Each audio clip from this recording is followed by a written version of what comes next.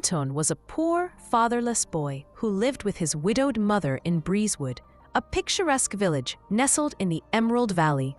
The valley was alive with winding streams, whispering brooks, and ancient trees that had stood for centuries.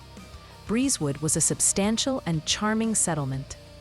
The village and all surrounding lands belonged to Baron von Richter, a cruel and merciless man. He had built a grand manor house on a hill overlooking the village, where he lived like a petty king with his family and a small army of servants. He owned more land than anyone in the region, kept vast herds of cattle and sheep, bred thoroughbred horses, and maintained kennels of hunting hounds. He was enormously wealthy, yet his greed knew no bounds. His constant obsession was acquiring more land and riches. The Baron exploited the villagers' desperation, lending money at crushing interest rates. When they inevitably failed to repay, he seized their farms and homes, forcing them into feudal labor. His bailiffs would drag their wives and children to the manor to work as virtual serfs. The Baron had no interest in virtue or compassion. He never came to anyone's aid, offered no charity, and showed no mercy, not to widows and orphans, not to the sick and helpless, not to the wronged. He seemed to fear neither God nor man. When Anton's father was still alive, their family owned a small but fertile plot of land that yielded bountiful harvests. This modest prosperity had brought them comfort and peace. Then, in a twist of fate, Anton's father was bitten by a venomous serpent while working his fields and died within hours. Seizing the opportunity, Baron von Richter immediately claimed the land. He had long coveted its rich soil. When Anton's mother dared to protest, the Baron's bailiffs seized both her and Anton, hauling them to the manor. There, by the Baron's command, they were brutally flogged until their backs ran with blood. The Baron then seized their cottage as well. Cast out from the village, mother and son were forced to shelter in a ramshackle hovel beyond its borders. To survive, Anton's mother began gathering firewood from the forest to sell at the market in Huntington, the nearest market town. Anton had a fierce hunger for learning, and his mother dreamed of seeing him educated, perhaps even rising above their station one day.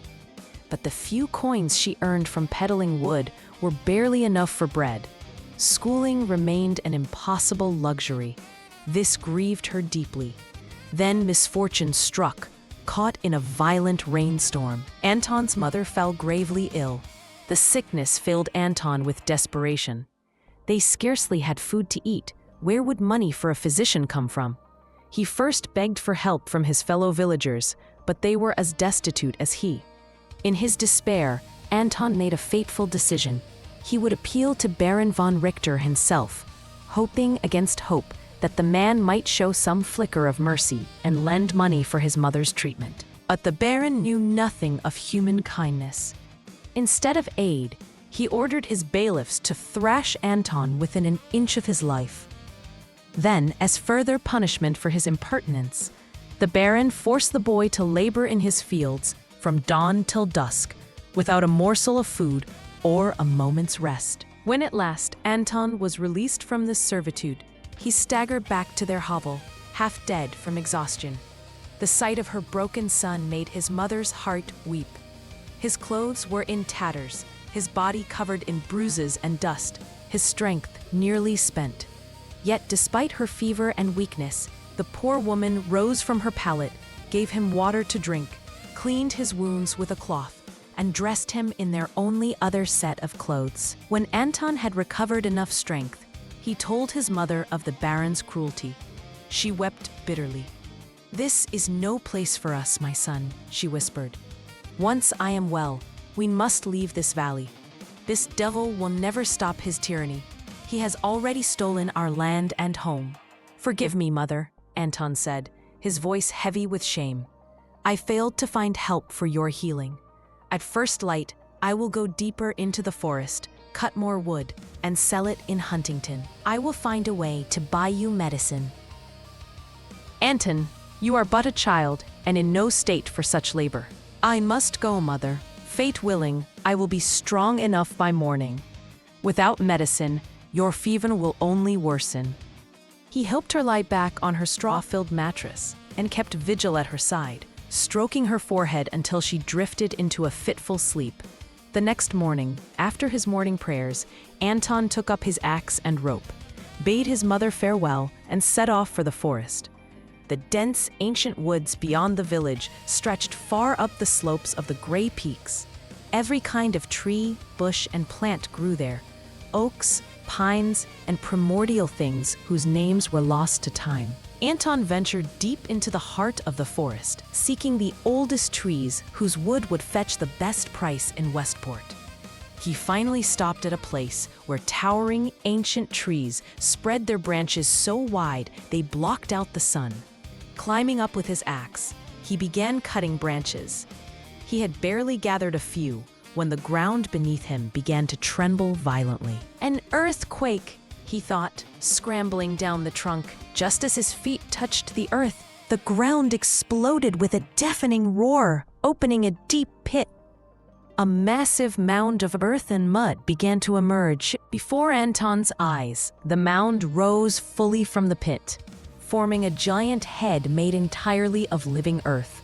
Its hair, eyes, lips, ears, and teeth were all of mud and stone.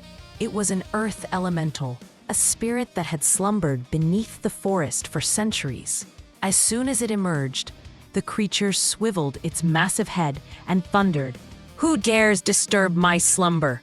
Anton trembled with terror, a strangled cry escaping his lips. The elemental turned its terrifying, mud-formed eyes upon him. "Boy, who are you?" it demanded in a voice like grinding millstones. "Did you wake me?" "Yes, spirit," Anton stammered, falling to his knees. "Merciful spirit, forgive me. I didn't know this was your dwelling. I would never have come to cut wood here had I known." The elemental stared at him with its enormous earthen eyes for a long moment. Then its tone softened, becoming almost gentle. "But boy, who are you, and why do you need this wood?" Encouraged by this change, Anton poured out his whole story: his mother's illness, Baron von Richter's cruelty, their suffering. This Baron is indeed a wicked man," the spirit rumbled. "He must pay for his tyranny." The creature sank back into the earth, then re-emerged moments later. "I shall give you a gift," it intoned. "Take this stone home with you. By Providence's grace, your mother will recover, wealth will come to you, and the cruel Baron will meet his doom." From the earth, it withdrew a massive, mud-caked hand, placing into Anton's palm a beautiful, gleaming blue stone that shimmered with an inner light. Then, with a final nod, the earth elemental sank back into the ground and vanished. Anton stood alone in the forest, the mysterious stone warm in his hand, its ethereal glow pulsing like a hidden heartbeat. Anton examined the stone, turning it over in his hands. What kind of gem could it be? It was extraordinarily brilliant and perfectly clear. He placed it in his pocket, gathered his axe and rope, and started for home. He had complete faith that Providence would surely help them. Inside the hovel, his sick mother lay on her bed, waiting for him. When she saw Anton returning so early, she was astonished. "What's wrong, my son? Didn't you go to the forest?" Anton set his axe and rope aside and sat beside her. "Mother, something very strange happened to me. Look." He took the blue stone from his pocket and placed it in his mother's hand. His mother turned the stone over, examining it. "This seems very valuable. Perhaps it's a diamond. Where did you get it?" Anton told her everything about his encounter with the earth spirit in the ancient woods and said, "We must keep this stone safe. Someone might come by and steal it from us." "Yes, put it in that chest." His mother pointed to an old wooden chest in the corner of the hovel. Anton placed the stone inside. Then he went back into the woods to gather some wild berries and mushrooms for their meal. That night, after mother and son had fallen asleep, the lid of the old chest opened. The blue stone given by the earth spirit floated out, hovering in the center of the hovel. It emitted a brilliant light that illuminated every corner of the small dwelling. Gradually, the light dimmed and vanished completely, and along with it, the stone disappeared.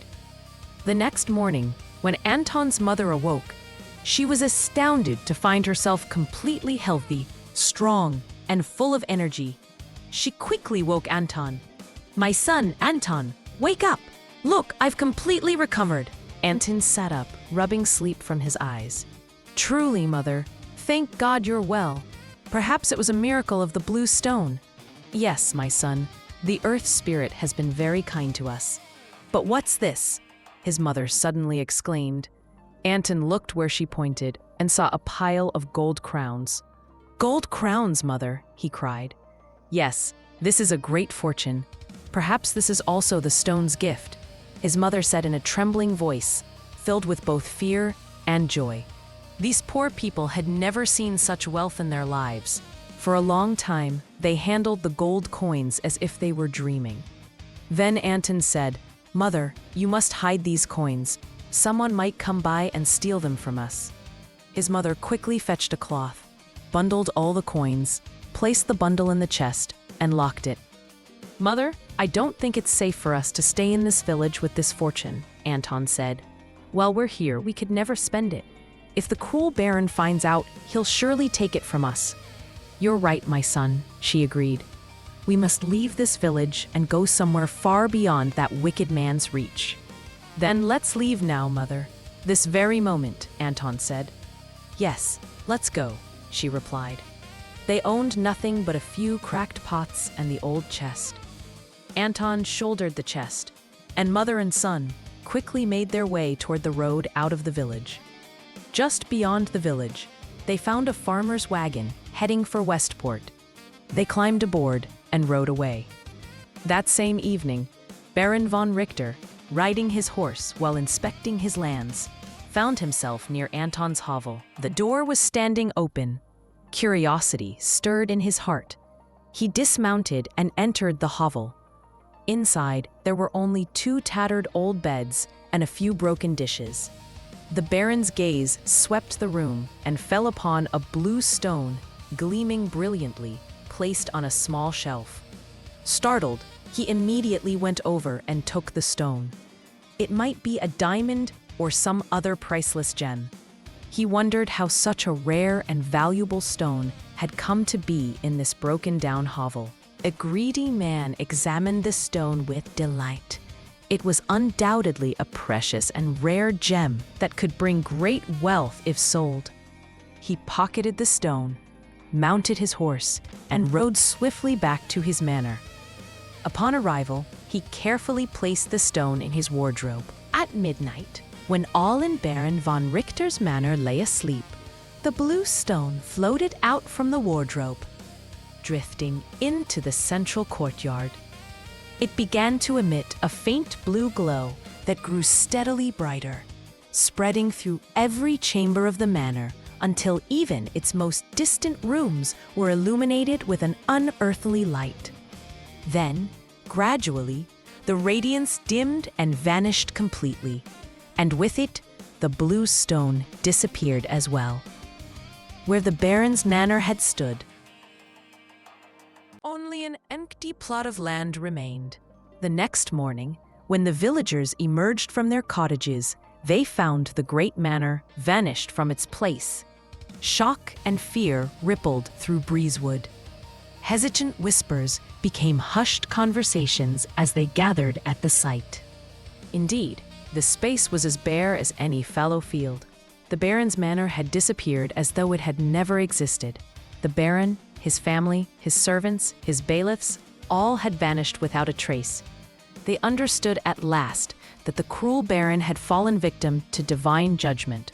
Relieved to be free of his tyranny, they reclaimed the lands he had stolen and divided his vast estates among themselves. living lives of prosperity and peace. Meanwhile, Anton and his mother had made their way to Westport. There, they purchased a comfortable house, and Anton enrolled at the academy. He studied with great diligence and, through his education, became a man of influence and means. Yet despite his wealth and standing, he never forgot his days of poverty and hardship. He never succumbed to pride or arrogance. For the rest of his days, he devoted himself to helping the poor and destitute, performing acts of kindness and charity. And always, he remembered the blessing of the Earth Spirit.